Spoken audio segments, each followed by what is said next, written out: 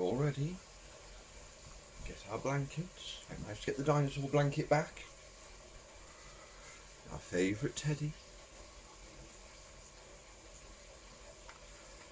And we're starting at chapter 9 today. Jenna had not run so fast in a long time.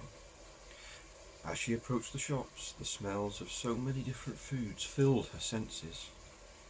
There was the bakery with fresh rolls in the window, the butcher with meat pies, and of course, a coffee shop. What kind of town wouldn't have one?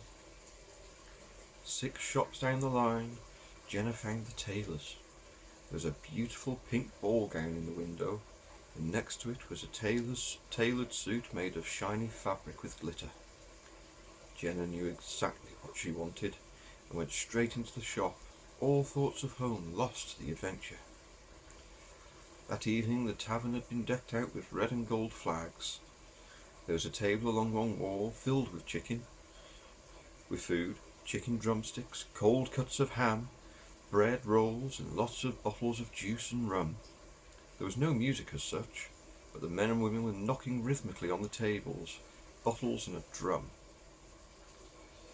A man sat in the corner with a guitar, strumming to a rhythm but with no tune. Everyone was in good heart and sang proudly. With barrels and cannons we catch all we can. No person can catch us, no woman or man. The clouds hold us high, they hide us away. We'll fill up the hold by the end of our day. With our sails at full, there's nothing as fast, and if they get close, our cannons will blast. The captains were stood at the bar, sharing rum and stories, when the door opened again. The singing came to a stop.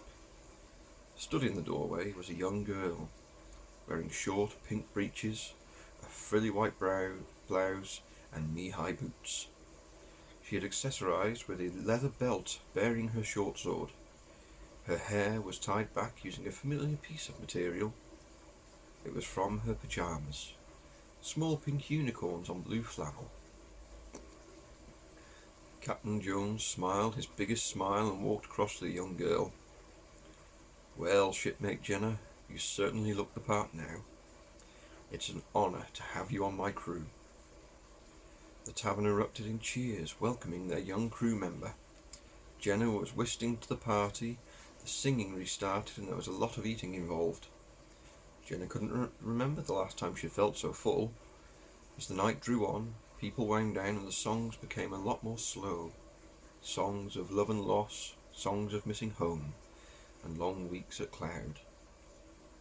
Jenna had just finished her 7th bottle of juice as Smithy approached. She wasn't sure what was to come from the old grump, especially after so much drink. When he spoke, he was very serious, and also a bit slurred. "Young lady, it's been many a year since I was down there. I'd love to hear something of that world again. Would you do us the honour of using your sweet voice to show me what I've missed in the music?" This made Jenna blush. She thought Smithy didn't like her.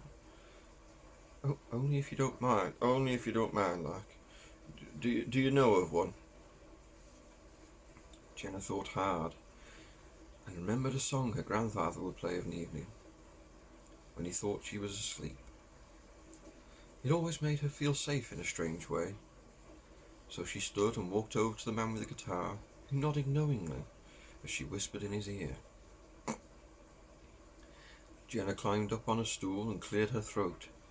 She nodded to the guitar man, who began strumming a slow rhythm, still slightly out of tune, but still, he was in the right area. When she began singing, the whole tavern fell silent, and they all listened to her soft voice. I apologise for this bit. "There is a house in Oswestry they call the Rising Sun, and it's been the ruin of many a young girl, and Lord knows that I am one." The guitarist started stamping his foot, encouraging others to copy.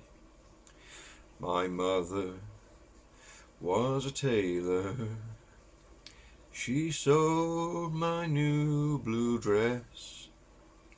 My father was a gambling man down in Oswestry.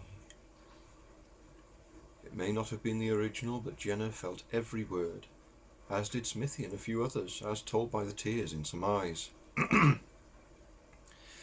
Smithy, a little worse for wear, walked over and hugged Jenna. Thank you for that. I needed to hear something from home.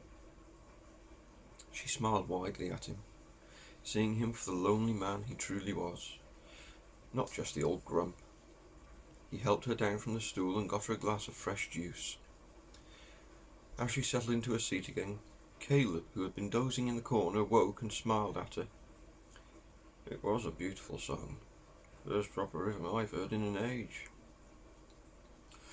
Almost as steady as the motors at speed. Jenna was confused. Motors? What motors?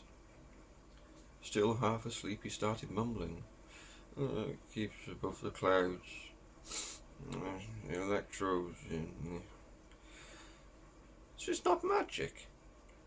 Caleb grunted at this and settled back into his corner for a sleep. Within seconds, his mouth fell open and he began snoring again.